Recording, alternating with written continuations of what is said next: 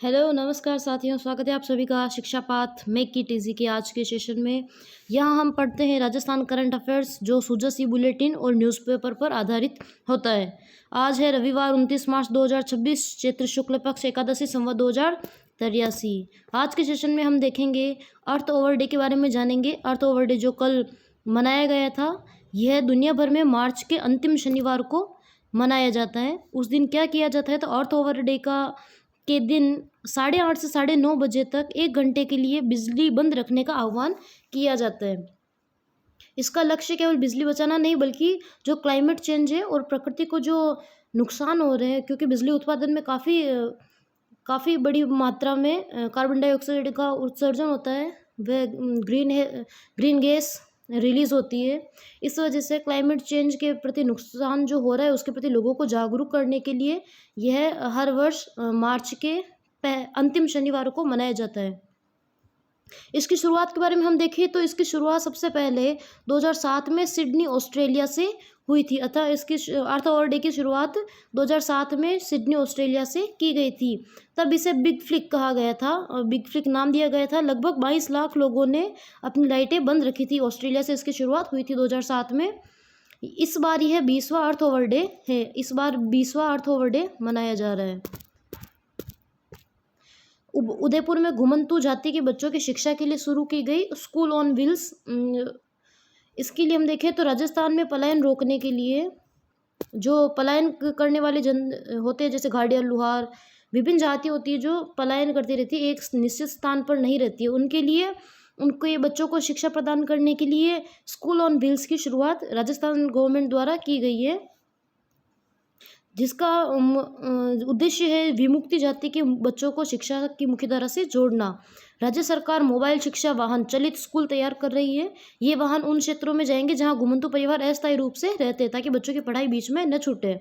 इन mobile स्कूलों में शिक्षक, किताबें, पाठ्य सामग्री और डिजिटल शिक्षण साधन उपलब्ध होंगे। शिक्षा की चुनौती और आवश्यकता है। राजस्थान में इन समुदायों के 50 से अधिक जातियां निवास करती है। राजस्थान में जो घुमंतू जाति होती है वो 50 से अधिक जातियां राजस्थान में निवास करती है, जिनकी समस्या है लगातार पलायन। अर्थात वो निश्चित स्थान पर नहीं रहती है, वो इधर से उधर, यहाँ से वहाँ घूमती रहती है। गरीबी और निश्चित स्थान न होने के कारण वो गरीबी है, पलायन करती रहती है। जागरूकता की कमी है।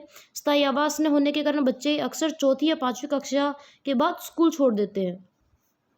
परिवार अक्सर पशुपालन, हस्तशिल्प, मजदूरी और छोटे व्यापार के कारण एक स्थान से दूसरे स्थान पर जाते रहते हैं, जिससे पारंपरिक स्कूल व्यवस्था के लिए प्रभावी नहीं हो पाती है। इस वजह से इन्हें शिक्षित करने के लिए ये स्कूल ऑन व्हील्स की शुरुआत राजस्थान सरकार द्वारा की गई है, जिसकी जो उदयपुर में सबसे पहले लागू की जाएगी। यह पहल शिक्षा को बच्चों के डेरे तक पहुंचाने की एक रणनीति है, ताकि उनका भविष्य बेहतर हो सके। Ravindra Kaushik the black tiger की कहानी हम देखें तो रविंद्र कौशिक, जिन्हें भारत का द ब्लैक टाइगर कहा जाता है, इनका जन्म 11 अप्रैल 1952 को श्री गंगानगर राजस्थान में हुआ था। इन्होंने श्री गंगानगर के बिहानी कॉलेज से बीकॉम किया था। रोम में चयन हुआ था उनका एक कॉलेज। नाटक में अभिनय के दौरान रोम अधिकारी की नज़र उन पर पड़ी। 1973 में वे रोम में शामिल हुए और कड़े प्रशिक्षण के बाद 1975 में वो पाकिस्तान भेजे गए। जो रविंद्र कौशिक राजस्थान के रहने वाले, उन्हें 1975 में वो पाकिस्तान गए थे। पाकिस्तान में उन्होंने अपना नाम बदलकर नबी अहमद किया था। रविंद्र कौशिक ने अपना नाम नबी अहमद किया और उन्होंने पाकिस्तान में कानून की पढ़ाई की और पाकिस्तानी सेना में भर्ती होकर मेजर पद तक पहुंचे थे। आतंकवाद और परमाणु कार्यक्रम जो हुआ था भारत सरकार का, उन्होंने पाकिस्तान के परमाणु कार्यक्रम और पंजाब में आतंकवाद फैलाने की साजिशों के बारे में भारत सरकार को महत्वपूर्ण खुफिया जानकारी दी थी। उनकी सूचनाओं के आधार पर ही भारत में ऑपरेशन ब्लू स्टार चलाया गया था। जनरल जिया के चहते हुए पाकिस्तानी सेना में इतने रसूखदार हो गए थे कि तत्कालीन राष्ट्रपति, जो पाकिस्तान के राष्ट्रपति थे, जनरल जिया उल हक के पसंदीदा अधिकारियों में से एक थे। 1983 में भारत से भेजे गए एक अन्य जासूस की गलती के कारण उनकी पहचान उजागर हो गई। भारत वापसी से ठीक एक दिन पहले उन्हें लाहौर से गिरफ्तार कर लिया गया। 18 साल तक उन्हें यातनाएं दी गई। पाकिस्तान की विभिन्न जेलों जैसे मियांवाली सेंट्रल जेल में 18 साल तक अमानवीय यातनाएं उन्होंने झेली। देश के लिए अपना सब कुछ न्यौछावर करने वाले इस जाबाज ने 21 नवंबर 2001 को जेल में ही अंतिम सांस ली थी।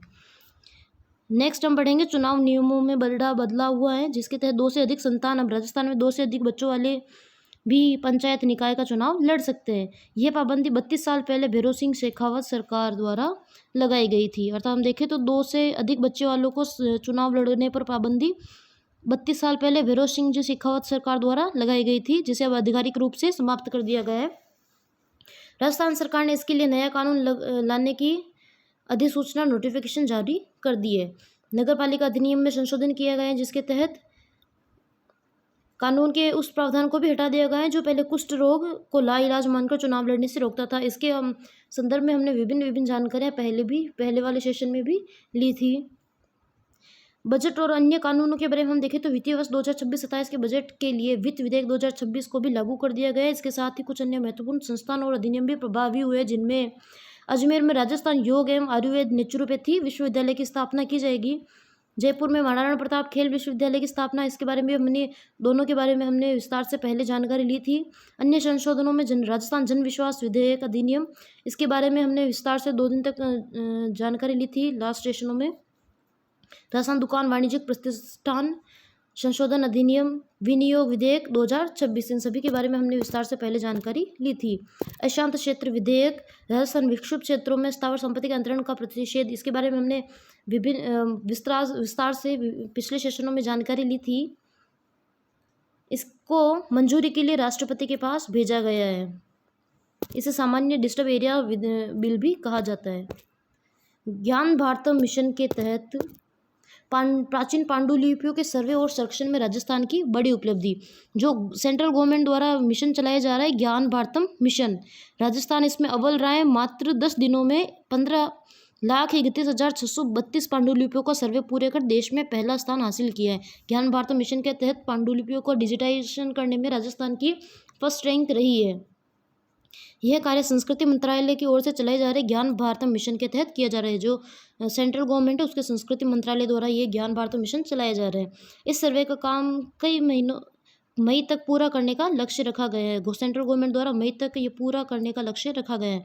अब इसे घर घर जाकर करने की तैयारी है। उद्देश्य है प्राचीन ग्रंथों पांडुलिपियों को एक डिजिटल प्लेटफॉर्म पर लाकर उनका संरक्षण डिजिटाइजेशन करना। सर्वे की वर्तमान स्थिति देखें 16 से 26 मार्च तक राजस्थान में सर्वे के लिए 2 क्लस्टर बनाए गए। पिछले 10 दिनों में राज्य की 110 जगह से इन पांडुलिपियों का डेटा जुटाया गया, जिनमें घरों, मंदिर, निजी संग्रहों व दुर्लभ पांडुलिपियों को भी जोड़ा जाएगा। जोधपुर के डॉक्टर सर्वपल्ली राधाकृष्णन राजस्थान आयुर्वेद विश्वविद्यालय और बीकानेर तकनीकी विश्वविद्यालय, जोधपुर के डॉक्टर सर्वपल्ली राधाकृष्णन आयुर्वेद विश्वविद्यालय तथा बीकानेर तकनीकी विश्वविद्यालय ने मिलकर एक अनूठी पहल शुरू की है, जिसके तहत विश्वविद्यालय और संबंधित कॉलेजों में सुरक्षित प्राचीन आयुष पांडुलिपियों को डिजिटल प्लेटफॉर्म पर लाया जाएगा। इसमें AI का उपयोग किया जाएगा। आर्टिफिशियल इंटेलिजेंस की मदद से पुरानी आयुर्वेदिक दवाओं और उपचार पद्धतियों का विश्लेषण किया जाएगा। इन डिजिटल पांडुलिपियों को किसी भी भाषा में ट्रांसलेट, अनुवाद, एडिट और कीवर्ड के आधार पर सर्च करने की सुविधा मिलेगी। अगर ये ऑनलाइन हो जाती है तो ये विभिन्न भाषाओं में भी उपलब्ध हो जाएगी AI की मदद से, और इन्हें एडिट किया जा सकेगा। इनकी कीवर्ड के आधार पर सर्च भी कर सकेंगे इन पांडुलिपियों में। जैसे हम देखते हैं कि हम किसी पेज में कोई, जैसे हमारा रिजल्ट आता है तो हम पेज में एक रोल नंबर ढूंढते हैं, और वही अगर PDF हमारे पास वही पेज हमारे पास PDF के रूप में डिजिटली अवेलेबल है तो हम किसी भी कीवर्ड को 1 मिनट में ही सर्च कर सकते हैं, जिससे हमारे समय की भी बचत होगी। इसी प्रकार अगर इन पांडुलिपियों को डिजिटल किया जाएगा तो हमें किसी विशेष ज्ञान की जानकारी के लिए पूरी पांडुलिपि को पढ़ना नहीं पड़ेगा, जबकि किसी कीवर्ड के आधार पर हम इसे सर्च कर सकते हैं। MOU के लक्ष्य देखें हम तो शुक्रवार को हुए इस समझौते के तहत कई कदम उठाए जाएंगे। ये multi dispensary college courses, Ayurveda और इंजीनियरिंग के समन्वय से नए कोर्सेज शुरू होंगे। प्राचीन ग्रंथों में छिपे ज्ञान को न केवल सुरक्षित किया जाएगा बल्कि इसे अंतर्राष्ट्रीय स्तर पर रिसर्च के लिए उपलब्ध कराया जाएगा। फैकल्टी डेवलपमेंट, दोनों संस्थान मिलकर रिसर्च और नवाचार और फैकल्टी डेवलपमेंट प्रोग्राम संचालित करेंगे। इसके लिए उन दोनों के बीच BTU और सर्वपल्ली राधाकृष्णन विश्वविद्यालय के बीच MOU किया गया है। राजस्थान में जो जेल में पुलिस हिरासत में मौतों के मामले में राजस्थान देश में दूसरे स्थान पर है। यह आंकड़ा 9 का था, जो इस साल 50% से बढ़कर 18 का हो गया। अर्थात पिछले साल केवल 9 जेल में मौतें थी, इस साल 18 हो गई है, जो पुलिस की कार्यप्रणाली पर गंभीर सवाल खड़े करता है। विभिन्न वर्षों के हम आंकड़े देखें तो 2021-22 में राजस्थान में हिरासत में 13 मौतें हुई थी, 2022-23 में 4, 2023-24 में 7 तथा 2025-24 में 9 तथा 2025-26 में 18 डेथ जो पुलिस कस्टडी में हुई है। पुलिस और कानून व्यवस्था राज्य के अधीन होने के बावजूद मानवाधिकारों की सुरक्षा के लिए NHRC की किसी भी कैदी की मौत पर, चाहे कारण या प्राकृतिक हो या अन्य, 24 घंटों के भीतर रिपोर्ट मांगता है। अगर किसी भी पुलिस स्टेशन में पुलिस की निगरानी में पुलिस हिरासत में किसी की भी मौत हो जाती है तो मानवाधिकार आयोग NHRC उसके कारण और उसकी मौत की रिपोर्ट मांगता है 24 घंटे के अंदर अंदर। आयोग पोस्टमार्टम की वीडियो रिकॉर्डिंग करवाता है, जांच कमेटी गठित करता है। यदि मौत का कारण यातना, टॉर्चर पाया जाता है तो संबंधित अधिकारियों के खिलाफ कार्यवाही की सिफारिश आयोग द्वारा की जाती है। Ramnath Goenka excellence in journalism award 2026, यह सम्मान समारोह दिल्ली में आयोजित हुआ था, जिनमें उपराष्ट्रपति CP राधाकृष्णन ने ये अवार्ड प्रदान किए हैं। राजस्थान में Ramnath Goenka excellence in journalism award Dainik Bhaskar के राजस्थान के रिपोर्टर अवधेश आकोदिया व विजयपाल डूडी को प्रदान किया गया है। विजयपाल डूडी और अवधेश आकोदिया को रामनाथ गोयनका एक्सीलेंस अवार्ड प्रदान किया गया है। हाल ही में भास्कर को कॉरपोरेट सोशल रिस्पॉन्सिबिलिटी के लिए प्रतिष्ठित गोल्डन पीकॉक अवार्ड से भी सम्मानित किया जा चुका है। Ramnath Goenka excellence in journalism award पत्रकारिता में श्रेष्ठ प्रदर्शन के लिए प्रदान किया जाता है। हम देखें अवधेश आकोदिया के बारे में तो किडनी तस्कर गिरोह का खुलासा इन्होंने किया था। अवधेश आकोदिया ने हिंदी श्रेणी में सर्वश्रेष्ठ रिपोर्टिंग के तहत इन्हें प्रदान किया गया है। उन्होंने बांग्लादेश से भारत में हो रही किडनी की तस्करी के एक बड़े रैकेट का भंडाफोड़ किया था। उनकी रिपोर्ट ने दिखाया है कि कैसे फर्जी कागजात के आधार पर डोनर्स को भारत लाया जाता है और उनके अंगों के प्रत्यारोपण कानून की खामियों का फायदा उठाया जाता है। सेकंड विजयपाल डूडी को प्रदान किया गया था। आदिवासी बच्चों की खरीद फरोख्त का उन्होंने खुलासा किया था। अनकवरिंग इंडिया इनविजिबल श्रेणी में इनको यह प्रदान किया गया है। उन्होंने उदयपुर क्षेत्र के गरीब आदिवासी परिवार के बच्चों को बेचे जाने वाले गिरोह का खुलासा किया है। यह गिरोह बच्चों को देश भर के निसंतान दंपतियों को बेच रहा था। इस रिपोर्ट के बाद राजस्थान विधानसभा में भारी हंगामा हुआ था व पुलिस व न्यायिक दखल से इस रैकेट को खत्म किया गया था।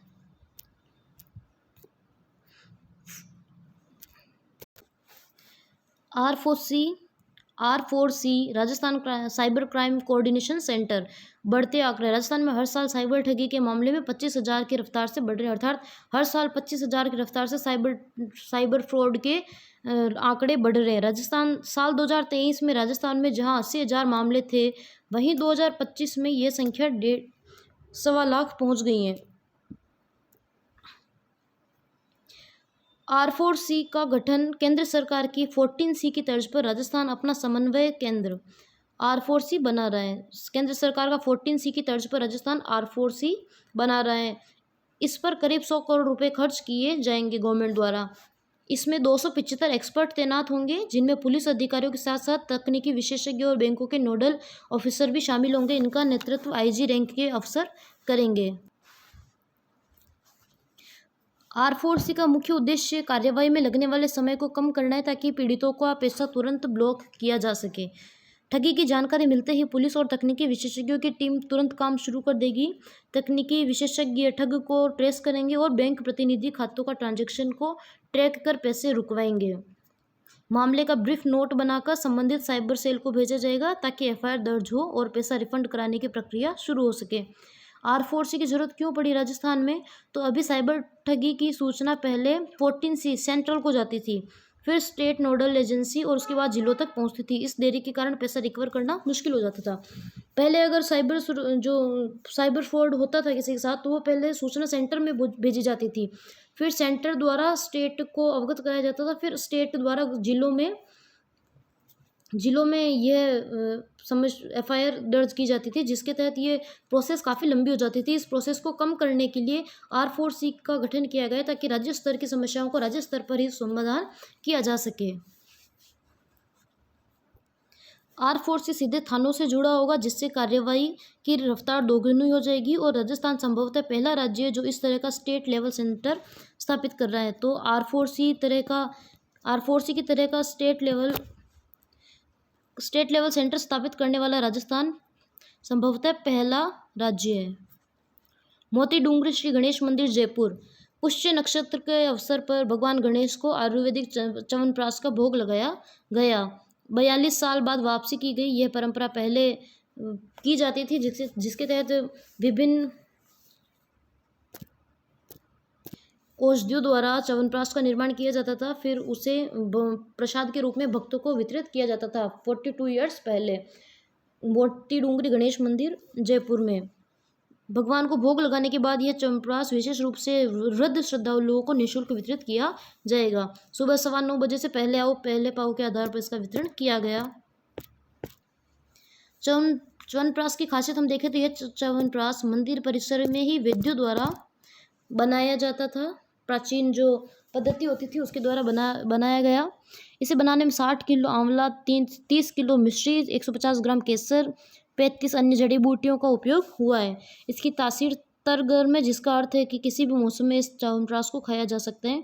इसमें आंवला विटामिन C से भरपूर इम्यूनिटी, रोग प्रतिरोधक क्षमता बढ़ाता है। अश्वगंधा तनाव को कम करता है, शारीरिक शक्ति देता है। गिलोय बीमारियों से लड़ने की शक्ति प्रदान करता है। शतावरी शरीर की कमजोरी को दूर करने में सहायक है। ब्राह्मी मस्तिष्क और याददाश्त के लिए लाभकारी है। दशमूल सूजन को कम करने में मदद करता है। प्रति श्रद्धालु 250 ग्राम च्यवनप्राश दिया गया। यह केवल वृद्ध भक्तों के लिए ही उपलब्ध किया गया था। राजस्थान मालवीय राष्ट्रीय प्रौद्योगिकी संस्थान MNIT जयपुर में डाक विभाग की ओर से नेक्स्ट जनरेशन पोस्ट ऑफिस का शुभारंभ किया गया था। MNIT जयपुर में नेक्स्ट जनरेशन पोस्ट ऑफिस का शुभारंभ किया गया। इसका उद्देश्य है आधुनिक सुविधाओं से लैस अगली पीढ़ी का डाकघर है, जो संस्थान के छात्रों और कर्मचारियों को बेहतर सेवाएं प्रदान करेगा। तो मालवीय राष्ट्रीय प्रौद्योगिकी संस्थान में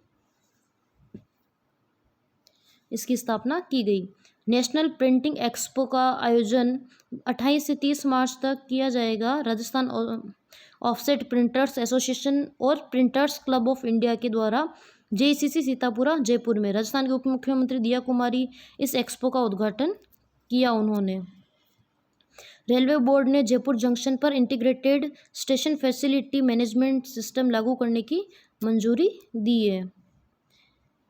जयपुर जंक्शन पर integrated station facility management system, इस नए सिस्टम के तहत अब स्टेशन की सभी सुविधाएं, सफाई, बिजली, पार्किंग आदि अलग अलग ठेकेदारों के बजाय एक ही प्रोफेशनल एजेंसी द्वारा संभाली जाएगी। रेल भूमि विकास प्राधिकरण द्वारा शुरुआती 9 वर्षों के लिए इसका प्रबंधन संभालेगा, जिसे प्रदर्शन के आधार पर 3 वर्ष और बढ़ाया जा सकेगा। इससे यात्रियों को क्या लाभ होंगे? तो एकल खिड़की समाधान, रेल मदद पोर्टल और ISFM ऐप को सीधे जोड़ा जाएगा, जिससे शिकायतों का निपटारा तय समय में अनिवार्य होगा। निजी एजेंसी के कर्मचारियों को सॉफ्ट स्किल ट्रेनिंग दी जाएगी, ताकि यात्रियों के साथ उनका व्यवहार पेशेवर और मददगार हो। एयरपोर्ट जैसी सुविधाएं उपलब्ध कराई जाएगी। नेट अर्निंग बेसिस, यह प्रोजेक्ट रेलवे के लिए फायदेमंद होगा, क्योंकि फैसिलिटी मैनेजर से मिलने वाली लाइसेंस फी का 85% हिस्सा रेलवे को मिलेगा। नियमित ऑडिट होगी। कार्यों की जांच के लिए थर्ड पार्टी एजेंसी ऑडिट करेगी। लापरवाही मिलने पर जुर्माना लगाने और अनुबंध समाप्त करने का सख्त प्रावधान भी रखा गया है। स्टेशन डायरेक्टर और फैसिलिटी मैनेजर के बीच प्रतिदिन समीक्षा की बैठक होगी, ताकि समन्वय बना रहे। लिथियम की नीलामी की जाएगी। राजस्थान में पहली बार लिथियम जैसे क्रिटिकल मिनरल की माइनिंग के लिए नीलामी की प्रक्रिया शुरू हो रही है। इसके लिए टेंडर 30 मार्च से जारी किए जाएंगे। राजस्थान में प्रमुख लिथियम के भंडार नागौर के डेगाना में लिथियम और टंगस्टन के ब्लॉक की नीलामी होगी। लिथियम का इस्तेमाल मोबाइल फ़ोन, लैपटॉप, इलेक्ट्रिक वाहनों की बैटरी बनाने में होता है। भारत में इसके लिए चीन और अन्य देशों पर निर्भर था। इस माइनिंग से भारत की विदेशी निर्भरता कम होगी। सहखनिज देखें तो डेगाना के इन ब्लॉक्स में लिथियम के साथ रुबिडियम, नियोबियम और टिन के भंडार भी पाए गए हैं। डेगाना में टंगस्टन की खदानें लंबे समय से बंद थी और जो अब फिर से शुरू होगी। इससे क्षेत्र का औद्योगिक विकास होगा। बालोतरा में रेयर अर्थ एलिमेंट्स का ब्लॉक का काम भी शुरू होगा। एशिया कप तीरंदाजी में राजस्थान पुलिस में डीएसपी रजत चौहान ने बेहतरीन खेल दिखाते हुए 1 स्वर्ण और 2 कांस्य पदक जीते हैं। रजत चौहान जी ने एशिया कप तीरंदाजी में 1 स्वर्ण और 2 रजत पदक जीते। नंबर 1 रैंकिंग राउंड में 712 स्कोर के साथ रजत ने नंबर 1 स्थान हासिल किया है। मिक्स्ड में गोल्ड मेडल उन्होंने लिया है। चिकित्सा और रजत की जोड़ी ने फाइनल में मलेशिया को 158-156 से हराकर गोल्ड मेडल जीता है। ब्रॉन्ज मेडल में रजत उदय कंबोज और ऋषभ यादव की टीम ने कांस्य पदक के मुकाबले में भूटान को हराया है। कांस्य पदक व्यक्तिगत में रजत ने थाईलैंड के खिलाड़ी को 145-144 से हराकर ब्रॉन्ज मेडल जीता है। अर्थात रजत चौहान को, जो राजस्थान में डीएसपी पद पर तैनात है, एशिया कप तीरंदाजी में 1 रजत, 1 स्वर्ण तथा 2 रजत, 2 कांस्य पदक उन्होंने जीते हैं। रजत पदक नहीं जीता है, 1 स्वर्ण तथा 2 कांस्य पदक उन्होंने जीते हैं। 2 ब्रॉन्ज मेडल और 1 गोल्ड मेडल। जॉब फेयर का आयोजन किया गया राजकीय रामचंद्र खेतान पॉलिटेक्निक कॉलेज जालाना जयपुर में। इसका आयोजन कौशल रोजगार उद्यमिता विभाग के संयुक्त तत्वाधान में, अर्थात रामचंद्र खेतान पॉलिटेक्निक कॉलेज और कौशल रोजगार उद्यमिता विभाग के संयुक्त तत्वाधान में जॉब फेयर का आयोजन किया गया। करियर मार्गदर्शन, रोजगार सहायता शिविर और जॉब फेयर, इसमें कुल 876 विद्यार्थियों ने भाग लिया तथा 26 कंपनियों ने भाग लिया। 76 विद्यार्थियों को मौके पर ही चयन किया गया। 427 विद्यार्थियों को अगले दौर के लिए शॉर्टलिस्ट किया गया था। कुल क्षमता हम देखें, वर्तमान राज्य सरकार के कार्यकाल में पिछले 2.25 साल में 3,462 मेगावाट के 1,525 सौर संयंत्र स्थापित किए जा चुके हैं।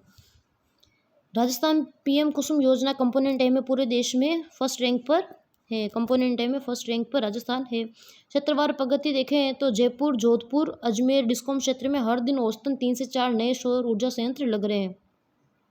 कंपोनेंट ए में राजस्थान फर्स्ट रैंक है। कंपोनेंट सी में राजस्थान की सेकंड रैंक है। 686 मेगावाट क्षमता के 496 संयंत्र स्थापित किए गए कंपोनेंट ए के तहत तथा कंपोनेंट सी के तहत 2,899 मेगावाट क्षमता के 1,121 प्लांट लगाए जा चुके हैं। फलोदी, जोधपुर और बीकानेर जिलों में हजारों सोलर पंपों को ऊर्जीकृत किया जा चुका है। राजस्थान गवर्नमेंट द्वारा ये आंकड़े प्रस्तुत किए गए हैं।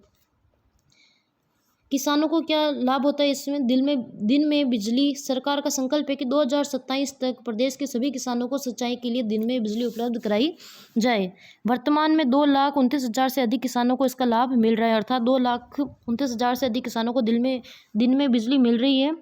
जब और 2027 तक का टारगेट है सरकार का कि उस 2027 तक सभी किसानों को दिन में बिजली उपलब्ध होगी। किसान अपने बंजर या कम उपजाऊ भूमि पर 5 मेगावाट तक के सोलर प्लांट लगाकर सौर ऊर्जा उत्पादक बन सकते हैं। बिजली बेचकर आय कमा सकते हैं। किसान अब केवल उपभोक्ता नहीं बल्कि अन्नदाता से ऊर्जादाता बन रहे हैं। कम ट्रांसमिशन लॉस। बिजली का उत्पादन अब सब स्टेशन के पास होने से बिजली वितरण निगमों डिस्कॉम को ट्रांसमिशन लॉस कम होता है। कोयले पर निर्भरता कम हो रही है और सस्ती प्रदूषण रहित बिजली मिल रही है। Gold award. Feeder level solarisation में श्रेष्ठ प्रदर्शन के लिए राजस्थान डिस्कॉम को गोल्ड अवार्ड से सम्मानित किया गया। फीडर लेवल सोलराइजेशन के लिए काफ़ी इंपॉर्टेंट है ये। फीडर लेवल सोलराइजेशन के लिए राजस्थान डिस्कॉम को गोल्ड अवार्ड से सम्मानित किया गया है।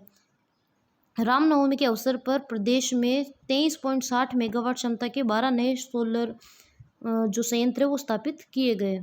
महिला एवं बाल विकास के क्षेत्र में हुई प्रगति और विभिन्न जन कल्याणकारी योजनाओं की सफलता में हम देखें प्रधानमंत्री मातृ वंदना योजना। इस योजना के तहत राजस्थान में 11,52,000 से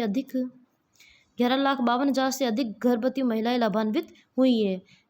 26 मार्च तक पात्र महिलाओं के खातों में 553 करोड़ रुपए हस्तांतरित किए जा चुके हैं। राजस्थान गवर्नमेंट द्वारा ये डेटा उपलब्ध कराया गया है। योजना के सफल क्रियान्वयन में राजस्थान जनवरी 2026 तक की मासिक रैंकिंग में देश में प्रथम स्थान पर रहा है। जो प्रधानमंत्री मातृ वंदना योजना में जनवरी 2026 की मासिक रैंकिंग में राजस्थान देश में प्रथम स्थान पर रहा है। बेटी और महिलाओं के लिए प्रमुख योजनाएं देखें तो लाडो प्रोत्साहन योजना। प्रदेश में लगभग 6,53,000 बालिकाओं को प्रथम किस्त का लाभ मिल चुका है। इस योजना के तहत बेटी के जन्म पर 1,50,000 रुपये अर्थात 1.5 लाख रुपए की वित्तीय सहायता 7 किस्तों में दी जाती है। सामूहिक विवाह योजना में अब तक 7,471 लाभार्थी लाभान्वित हुए हैं, जिन्हें 20,42,00,000 रुपए का अनुदान गवर्नमेंट द्वारा दिया जा चुका है। नारी शक्ति उद्यम योजना के तहत महिला उद्यमियों के लिए 2,991 आवेदनों में ऋण की मंजूरी दी गई है। आंगनबाड़ी और स्वास्थ्य सुधार में स्मार्टफोन वितरण वर्ष 2025-26 में 20,851, वर्ष 2025 में 20,851 आंगनबाड़ी कार्यकर्ताओं और महिलाओं को स्मार्टफोन उपलब्ध कराए। आंगनबाड़ी कार्यकर्ताओं और सहायिकाओं के मानदेय में 10% की वृद्धि की गई है। 6,200 से अधिक मिनी आंगनबाड़ी केंद्रों के मुख्य केंद्रों में अपग्रेड किया गया है और 2,365 केंद्रों को आदर्श आंगनबाड़ी केंद्रों के रूप में विकसित किया गया है। 6,200 से अधिक मिनी आंगनबाड़ी को मुख्य केंद्रों में अपग्रेड किया गया है तथा 2,365 केंद्रों को आदर्श आंगनबाड़ी के रूप में विकसित किया जा चुका है। अमृत आहार योजना 3 से 6 वर्ष के बच्चों को सप्ताह में 5 दिन गर्म दूध उपलब्ध कराया जा रहा है। अमृत आहार योजना के तहत आंगनबाड़ी में 3 से 6 वर्ष के बच्चों को सप्ताह में 5 दिन गर्म दूध उपलब्ध कराया जा रहा है। सुरक्षा और सहायता में सखी केंद्र राजस्थान के सभी जिलों में वन स्टॉप सेंटर सखी केंद्र संचालित है, जहां अब तक 16,000 से अधिक प्रकरणों में महिलाओं के को सहायता प्रदान की गई है। पन्नाधाय केंद्र जिला मुख्यालय पर महिलाओं की मानसिक और सामाजिक समस्याओं के समाधान के लिए इन केंद्रों का संचालन किया जा रहा है। जल प्रबंधन में राजस्थान को राष्ट्रीय पुरस्कार। जल शक्ति मंत्रालय ने राज्य को शील्ड एवं प्रशंसा प्रमाण पत्र से सम्मानित किया है। जल प्रबंधन में राज्य ने वृहद एवं मध्यम सिंचाई परियोजनाओं की प्रथम गणना का कार्य समय से पूरा किया है।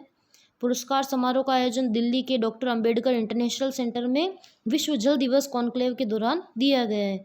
यह जल संसाधन मंत्री सुरेश सिंह रावत ने इसे टीम वर्क और प्रभावी प्रशासनिक दक्षता का परिणाम बताया।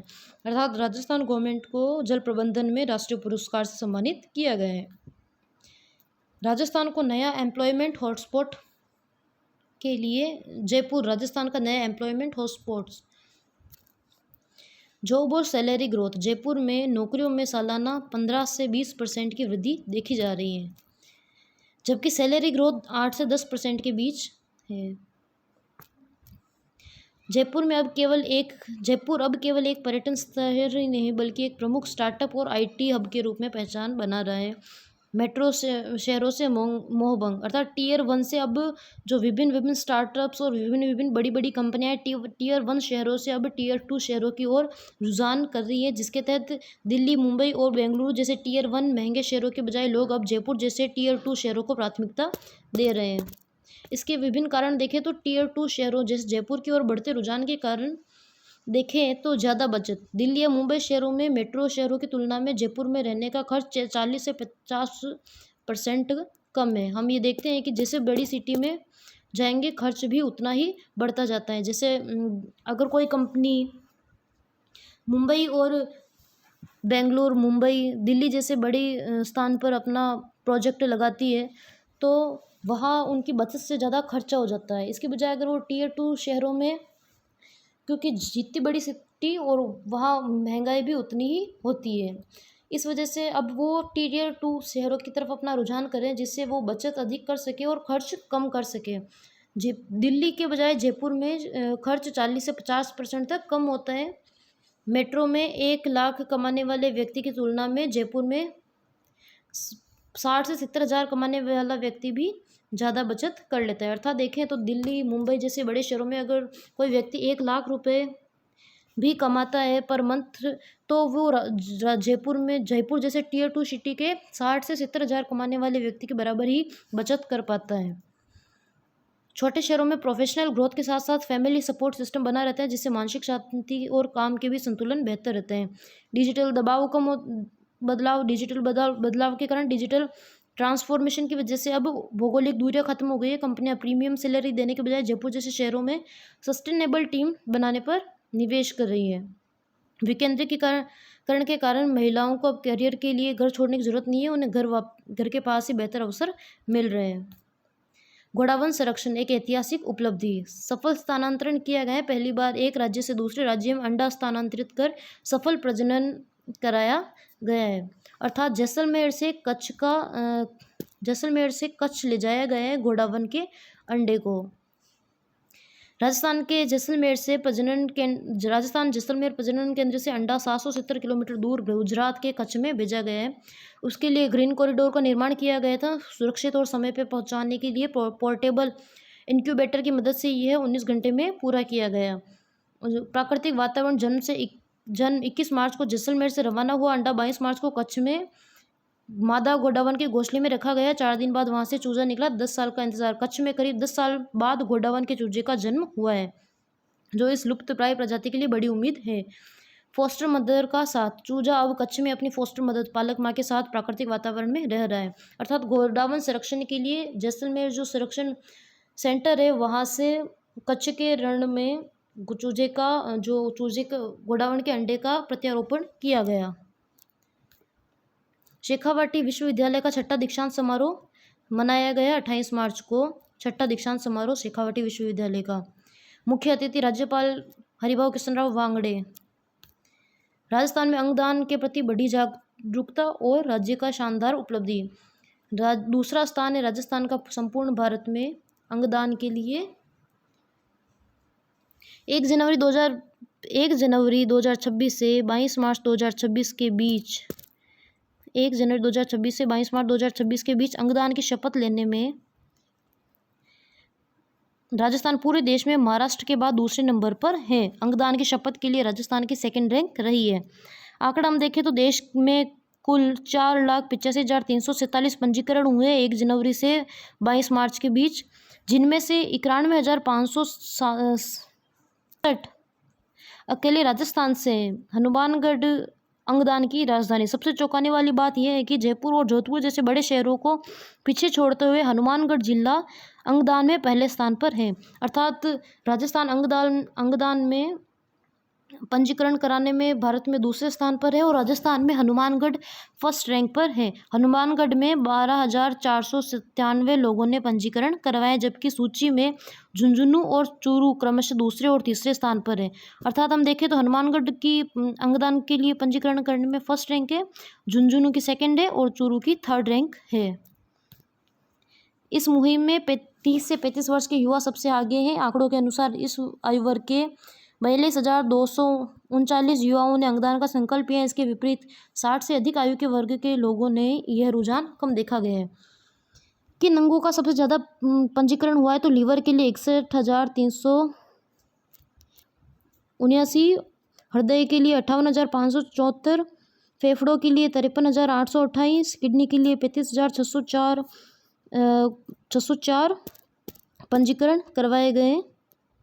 सबसे ज़्यादा लीवर के लिए पंजीकरण हुआ है। पंजीकरण कैसे करें तो वेबसाइट noto.abdm.government.in पर जाएं, अंगदान के संकल्प विकल्प पर क्लिक करें, नाम, पता और मोबाइल नंबर जैसी जानकारी भरें, OTP से सत्यापन होगा, फिर अपना अंगदाता कार्ड डाउनलोड करें। इसके तहत आप ऑनलाइन भी अंगदान के लिए कर सकते हो अप्लाई। राजस्थान आवासन मंडल की समृद्धि अपार्टमेंट योजना को स्कॉच गोल्ड अवार्ड से नवाजा गया है। राजस्थान आवासन मंडल की समृद्धि अपार्टमेंट योजना को, यह सम्मान दिल्ली के इंडिया हैबिटेट सेंटर में आयोजित किया गया था। वहाँ राजस्थान आवासन मंडल की समृद्धि अपार्टमेंट योजना को स्कॉच गोल्ड अवार्ड से नवाजा गया है। मुख्यमंत्री भजनलाल शर्मा की अध्यक्षता में आयोजित राज्य उन्नति की तीसरी बैठक का आयोजन किया गया। राज्य उन्नति की तीसरी बैठक, जिसकी अध्यक्ष मुख्यमंत्री श्री भजनलाल शर्मा की अध्यक्षता में। पंचगौरव कार्यक्रम राज्य सरकार का dream project Brahmagupta centre of frontier technologies के तहत ब्लॉकचेन, साइबर सिक्योरिटी, एआई और क्वांटम कंप्यूटिंग के लिए उत्कृष्ट सेंटर ऑफ एक्सीलेंस बनाए जा रहे हैं। द्रव्यवती नदी संरक्षण के लिए मुख्यमंत्री ने द्रव्यवती नदी को अपशिष्ट मुक्त बनाने की प्रभावी कार्य योजना तैयार करने के निर्देश दिए। इसके लिए सभी औद्योगिक इकाइयों को CE common influential treatment plant से जोड़ने को कहा गया है। जो जयपुर के सभी औद्योगिक क्षेत्रों को जो इकाइयाँ हैं उन्हें कॉमन इन्फ्लुएंट ट्रीटमेंट प्लांट से जोड़ने को कहा गया है, ताकि नदी में प्रदूषण न हो। नई व्यावसायिक LPG वितरण नीति जो गवर्नमेंट द्वारा बनाई गई है, उसके बारे में हम जानकारी लें तो अंतर्राष्ट्रीय कारणों से बंद हुई व्यावसायिक गैस की आपूर्ति को अब चरणबद्ध तरीके से बहाल कर दिया गया है। वर्तमान में इस संकट से पूर्व की स्थिति के 70% तक पहुंचा दिया गया है। अर्थात जो संकट से पहले जो राजस्थान की स्थिति थी LPG के लिए, उसके 70% तक पहुंचा दिया है। 70% तक पूर्व की स्थिति बहाल हो चुकी है। सभी व्यावसायिक उपभोक्ताओं को संबंधित तेल कंपनी के वितरक के पास पंजीकरण रजिस्ट्रेशन कराना अनिवार्य होगा। बिना रजिस्ट्रेशन के सिलेंडर नहीं मिलेगा। PNG को प्राथमिकता। जिन क्षेत्रों में PNG पाइप्ड नेचुरल गैस उपलब्ध है, वहाँ उपभोक्ताओं को PNG कनेक्शन के लिए आवेदन करना होगा। प्राथमिकता के आधार पर आवंटन किया जाएगा। विभिन्न क्षेत्रों के लिए आपूर्ति का 100% निर्धारित किया गया है, जैसे 100% आपूर्ति की जाएगी सरकारी अस्पताल, नगर निगम अस्पताल, school, college, mid day meal, hostel सहित सरकारी कैंटीन, पुलिस और रक्षा संस्थान। यहाँ पर 100% LPG का वितरण किया जाएगा। 60% किया जाएगा होटल, रेस्टोरेंट, ढाबे और डेयरियों में। 50% किया जाएगा मंदिर, रसोईघर, धार्मिक आयोजन, विवाह समारोह, NDNE उपभोक्ता। 40% औद्योगिक उपभोक्ता, ब्लड और पैक्ड सप्लाई में। प्रवासी श्रमिकों को आवश्यकता अनुसार 5 किलोग्राम के सिलेंडर अधिकतम 2 उपलब्ध कराए जाएंगे। औसत खपत देखें तो गैस की मात्रा का निर्धारण अप्रैल 2025 से 2026 तक की आपकी जो औसत मासिक खपत है उसका आधार लिया जाएगा, फिर उसके आधार पर आपको सप्लाई की जाएगी। अतिरिक्त आवंटन जिला स्तर पर कलेक्टर की अध्यक्षता वाली समितियां स्थानीय आवश्यकता के अनुसार अतिरिक्त गैस आवंटन का निर्णय ले सकेगी। नेक्स्ट हम सुजसी बुलेटिन के क्वेश्चंस को सॉल्व करेंगे। राजस्थान में राज्य एवं जिला स्तरीय अम्बेडकर पुरस्कार किस विभाग द्वारा प्रदान किए जाते हैं? तो अम्बेडकर पुरस्कार राजस्थान की सामाजिक न्याय एवं अधिकारिता विभाग द्वारा प्रदान किए जाते हैं। राष्ट्रीय शिक्षा नीति 2020 के प्रभावी क्रियान्वयन के लिए अध्यादेश लागू करने वाला राजस्थान का प्रथम विश्वविद्यालय कौन सा है? तो जो राष्ट्रीय शिक्षा नीति 2020 NEP 2020 के लिए अध्यादेश लागू करने वाला राजस्थान का फर्स्ट विश्वविद्यालय है MDSU अजमेर। क्षय रोग किस जीवाणु के कारण होता है? तो हम सभी जानते हैं माइक्रोबैक्टीरियम ट्यूबरकुलोसिस के द्वारा क्षय रोग जीवाणु कारक होता है। राजस्थान में किस शहर को सिटी ऑफ 100 आइसलैंड के रूप में जाना जाता है? तो बांसवाड़ा को जाना जाता है। औद्योगिक पार्क प्रोत्साहन नीति 2026 के तहत निजी क्षेत्रों में औद्योगिक पार्कों को कितने मॉडलों पर विकसित करने का प्रावधान है? तो 4 मॉडलों पर। इसके बारे में हमने कल भी जानकारी ली थी। इन सभी के बारे में हमने अपने सेशन में जानकारी ली थी। 100 आइसलैंड का विकास के लिए राज्य सरकार द्वारा गठित उच्च स्तरीय समिति का अध्यक्ष किसे बनाया गया है? तो 100 आइसलैंड के विकास के लिए संभागीय आयुक्त उदयपुर को इस उच्च स्तरीय कमेटी का अध्यक्ष बनाया गया है। राज्य सरकार द्वारा श्री अन्नपूर्णा रसोई योजना के तहत प्रति थाली दी जाने वाली अनुदान राशि को 17 से बढ़ाकर कितना किया गया है? तो हम सभी ने इसके बारे में जानकारी ली थी। 22 रुपये किया गया है। हाल ही में राज्य सरकार द्वारा निजी क्षेत्रों में औद्योगिक पार्कों के विकास के लिए कौन सी नई नीति लाई गई है? इसके बारे में हमने जानकारी ली थी। औद्योगिक प्रोत्साहन नीति, पार्क प्रोत्साहन नीति 2026। ग्रामीण महिलाओं के food, nutrition, health and wash घटक के प्रभावी क्रियान्वयन के लिए राजीविका ने हाल में किस संस्थान के साथ MOU किया है? इसके बारे में हमने जानकारी ली थी। Centre for micro finance Jaipur द्वारा किया गया है। विश्व TB दिवस प्रतिवर्ष कब मनाया जाता है? तो 24 मार्च को मनाया जाता है। आज का सेशन हमारा यही समाप्त होता है। अब हम कल के सेशन का रिवीजन करेंगे।